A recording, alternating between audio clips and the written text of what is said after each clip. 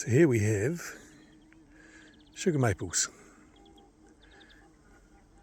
We've got about 200 of them, and they're 24 years old, I think it is now.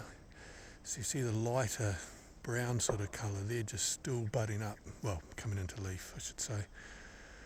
We're probably a lot later than most parts, been in central Otago. In fact, we even had a frost yesterday morning, so it was 17th of November.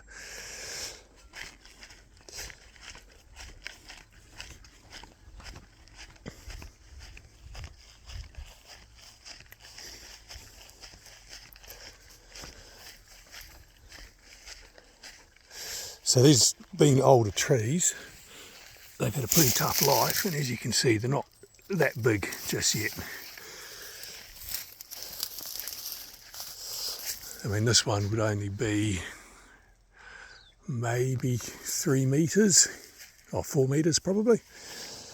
But last year I took about 2,000 seeds off it. There's a few others that are flowering now, but not a lot. But I believe in their homeland it's normally about 40 years before they start to seed. The tree I have been tapping is this one in here. Now this is more the size a 24-year-old sugar maple should be, and its diameter is a lot bigger. In fact, you can see there's one of the old drill marks, probably winter before last, I think. So I've been tapping this one for the last 2 or 3 years, and when the conditions are right, actually getting sort of 2.5-3 litres of sap a day off it. But of course, you need the conditions to be right. Above freezing during the day and below freezing at night, which we get a lot of here. So cold in winter, hot in summer. We irrigate everything here. They were getting about 4 litres of water every 2 days before we bought the place 3 years ago. And I've increased that to 24 litres every second day. And already we're getting results, well, right across the board actually, not just the sugar maples, but the olives and every other sort of fruit tree on the place has responded to the extra water. But also I've been fertilising each tree, and I've mulched them as well. With the chips from the olive trees from pruning, and also old baleage as well. But what we are finding here, being central Otago in a dry climate, the mulch isn't breaking down that quickly.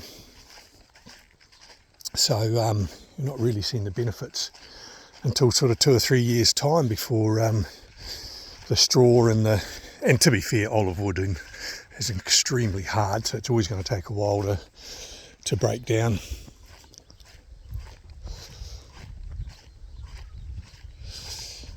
So I'm going to show you some of the maples I've got growing as well.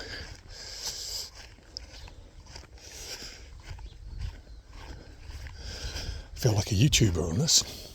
Not a very good one. We've got 800 olive trees here, which again, they're 24 years old, and yeah, they're finally started to grow well now. So, duck's been up eating out of my chook feeder, and they've brought one with them, teaching it at a young age how to get the chook food.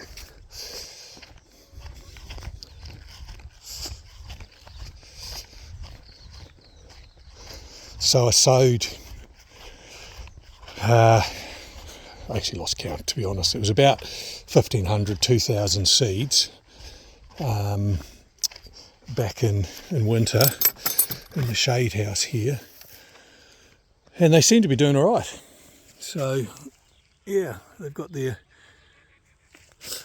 second, even third growth spurt now.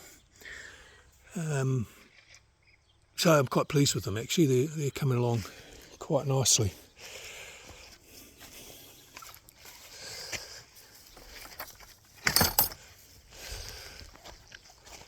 And in the main nursery, I grow trees and sell them on. I've got some 3-year-old sugar maples, and they're sort of getting up towards probably chest height on me now.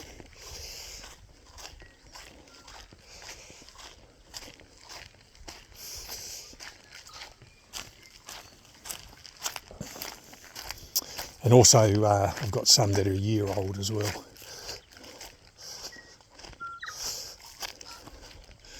Yeah, so these are the older ones here. So this one is actually, well, it's probably about 6 foot actually, that one. They're really grown, but they're in a good compost too. The compost has 18-month slow release fertiliser in it. These were last year's, so these are a year old, and they're up to my waist, some of them. And then down here I've got more. Yeah, so again these are the 3-year-old ones, and they're just putting on a heap of growth.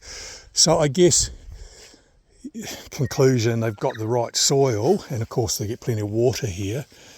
They grow really quickly, and I actually know that from we planted some on the family farm up in Nakuru between Rotorua and Taupo many years ago, and they just keep growing, and now they're massive trees.